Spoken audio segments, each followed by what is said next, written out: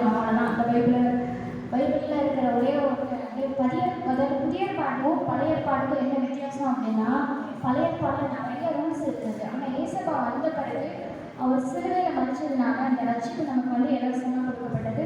First வந்து யார் பேசினாங்கன்னா grace அக்கா பேசினாங்க, மன்னிப்பு குறித்து பேசினாங்க. நிறைய விஷயங்கள் நம்ம மனுஷங்க வந்து மன்னிக்கிறது கொஞ்சம் கஷ்டமான விஷயம். ஆனால் அதை ஆண்டவர் வந்து அவர் அடித்தவங்களே மன்னிச்சு நமக்கு காமிச்சதுனால கிறிஸ்தவர்களாக நாம கட்டாயமாக மன்னிக்க வேண்டிய இடத்துல இருக்கிறோம்.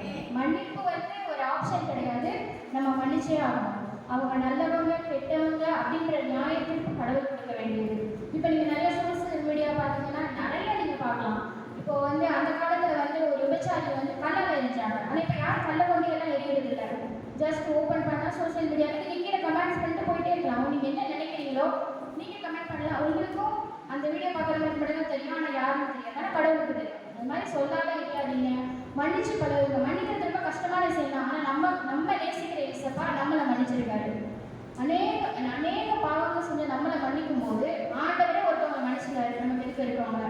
அப்போ நம்ம மன்னிக்கிறது ரொம்ப ஈஸி இல்லையா? சூப்பராக சொல்லியிருக்காங்க மன்னிப்பு குறித்து. அடுத்து வந்து சுரேஷ் என்ன பேசினாருன்னா, சுரேஷ் தம்பி என்ன பேசினாருன்னா, என்ன பேசுனீங்க? ரெண்டாவது வார்த்தை, இன்றைக்கு என்னோட கூட பரதேசியில் இருப்பாங்க. நம்ம நிறைய பேர் நினைப்போம் இவங்கெல்லாம் வந்து பரவத்துக்கு வர மாட்டாங்க பாருங்க, பண்ணுற அட்டகாசத்துக்கு பண்ணுறதுக்கெல்லாம் அநியாயத்துக்கெல்லாம் அவன் வருவான் அப்படின்னு நினைப்போம். ஆனால் அவங்களுமே சில நேரம் வந்துடுவாங்க. ஏன்னா தான் பாவங்களை அறிக்கையிட்டு மன்னிப்படைக்கிறவன் ரசிக்கப்படுவான் வேதவசனம் சொல்லுது. அதனால அதாவது எல்லா பாவத்தையும் பண்ணிட்டு சிலுவையில் ஒருத்தனுக்கு மனுஷனுக்காக தண்டனை கொடுக்கப்பட்ட ஒருத்தனை ஆண்டவர் மன்னிச்சு இன்னைக்கு என்னோட கூட, அவர் எவ்வளோ பெரிய ஆண்டவர், அவரே சொல்லிட்டாரு இன்னைக்கு என் கூட நீ இருப்ப அப்படின்னு.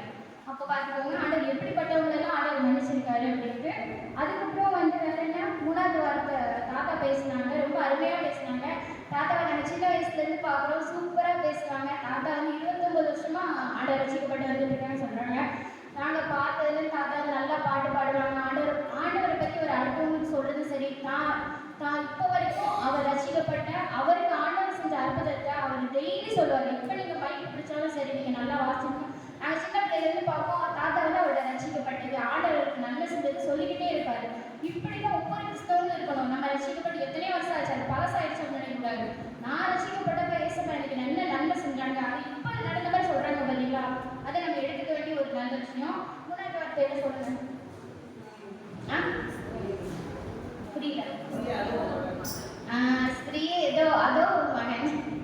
சரி, ஓகே. ஆண்டவர் வந்து சிலுவையில் கூட நான் பொறுப்பை கரெக்டாக பண்ணாரு. சரியா?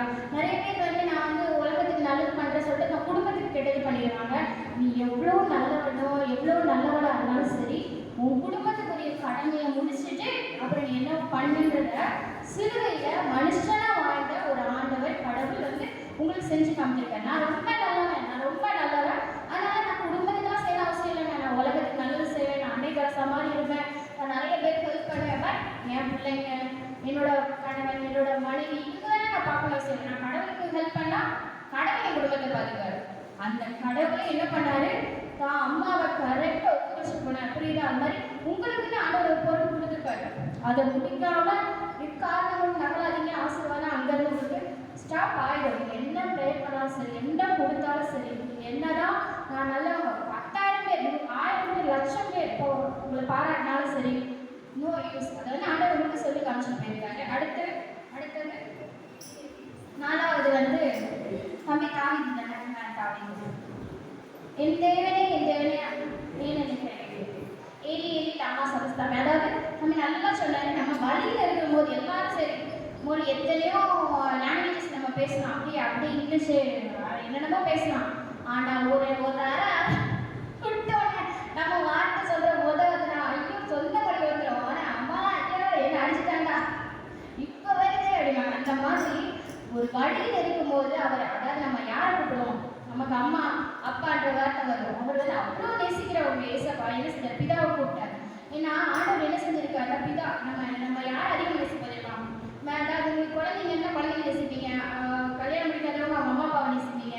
நம்ம அவ்வளோ நேசிக்கிறவங்களை நம்ம இதை வந்து மோசமான இடத்துக்கு அனுப்புவோமா? ஆனால் பிதா என்ன பண்ணாரு தெரியுமா, மோசமான மனிதர் கூட்டத்தில் அவ்வளோ ஒரு நேசிச்ச மக்கள் அனுப்பினார். அவங்கள சும்மா இருக்காமா, இப்போ அனுப்பினா கூட நம்ம சும்மா இருப்போமா? அந்த மாதிரி என்ன பண்ணாங்க தெரியுமா, ஏசப்பாவை சிலுவையிலே அரைஞ்சிட்டாங்க. அதனால ஏசப்பா சொன்னாரு முடியல, அதை பெயின் தாங்க முடியல. அதாவது மனுஷன் உடம்புல இருக்கிற பெயின் தாங்க அவர் நினைச்சா ஒரு செகண்ட் தான். என் பிள்ளைங்கிட்ட அடிக்கடி சொல்ற ஒரு செகண்ட் அவருக்கு பெயின் ரிலீஃப் ஆக. ஆனால் அவர் ஏற்றுக்கல. அவருடைய கடமை என்ன சொல்ல தெரியுமா? அதெல்லாம் நீ அனுபவிக்கும். மனுஷன் என்னென்ன கஷ்டப்படுறானோ அதை அவர் அனுபவிச்சா மட்டும்தான் மனித குலத்திற்கு ஒரு விடுதலை கிடைக்கும். புரியுதா? அது அனுபவிக்கும் போது வந்து சொன்னார் பிதாவை கூப்பிட்டாரு சொல்லியிருக்காங்க. அடுத்து வந்து 5வது வார்த்தை தாகமாக இருக்கிறேன். ஆனால் நல்லா பேசினாங்க. ஒரு செகண்ட் பேசினாலும் சூப்பராக வாலண்டியராக வந்து பேசினாங்க. ஆண்டவர் அதை நல்லா பார்க்குறாரு. தாகமாக இருக்கிறேன். நீங்கள் யாருக்காவது ரொம்ப தாகம் எடுத்த வாழ்க்கையில் இப்போ எல்லாருக்கும் அந்த சுச்சுவேஷன் வந்திருக்கும். நமக்கு எங்கேயாவது வெளியே போனால் சில நேரம் வாட்டர் கிடைக்காது. அந்த நேரத்தில் நமக்கு அந்த அனுபவம் இருக்கும். அதுவே ரொம்ப தாகம், அதாவது வாட்டர் ஒரு மனுஷனுடைய உடம்புல வந்து 72% தண்ணி இருக்கு. பையன் எப்படி சொல்லுவாங்க 72% தண்ணி இருக்கு. அந்த அவரோட கடைசி சொட்ட ரத்தம் வரைக்கும் அவருக்கு போயிடுச்சு. கடைசியாக காடியை கொடுத்தாங்க, அதை கூட அவர் குடிக்கல. ஏன்னா அந்த காடி குடிச்சா பெயின் வந்து கொஞ்சம் குறையும் அப்படின்ட்டு கொடுத்தாங்க. அவர் வாங்கலை. அந்த கடைசி சொட்ட ரத்தம் வரைக்கும் போனதுக்கப்புறம் தாகம் சொன்னார். அந்த தாகம் வந்து அவர் தாகத்தை குறித்து சொல்ல மனுஷங்களை பார்த்து எல்லா நேரங்களும் அவர் கோபமாக பார்க்கல. இப்போ நம்ம ஒருத்தவங்க திட்டாங்கன்னு வச்சுக்கோங்களேன், திட்டவே நான் லைட்டாக ஏதாவது சொல்லிட்டா போதும் நமக்கு எவ்வளோ கூடும். எப்படிப்பட்டவங்க நான் எந்த மாதிரி ஆளுதுன்னா என்ன பார்த்துச்சு இந்த பார்த்து இப்படி சொல்லிட்டாங்களோ. அவருக்கு இந்த உலகமே உரிமை, அவருக்கு இந்த உலகத்துக்கே ராஜா. அவர் நினைச்சா உலக ஐஸ்வர்யவான். அவர் கேவலப்படுத்தி அசிங்கப்படுத்தி அடிச்சு கேவலப்படுத்தி நிப்பாட்டி சிலுவையில் நிப்பாட்டிருக்காங்க. ஆனால் அப்படிப்பட்டவர் மனுஷன் எப்படி பார்த்தாரு தெரியுமா?